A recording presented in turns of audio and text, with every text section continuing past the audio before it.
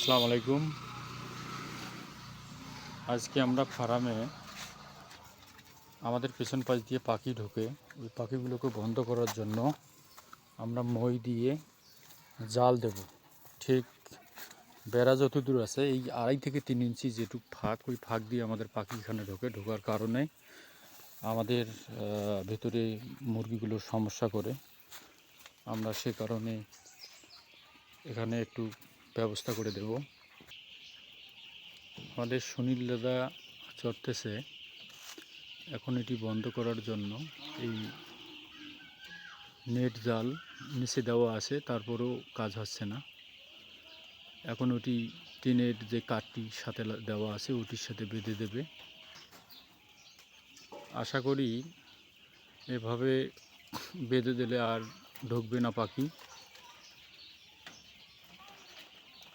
পাখির জন্য অতিষ্ঠ হয়ে গেছি।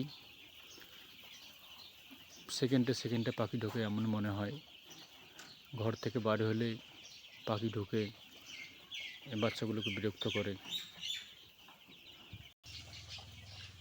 সুনীলদা একবারে নিখুঁতভাবে কাজ করতেছে। আশা করা যায় আর পাখি ঢুকবে না।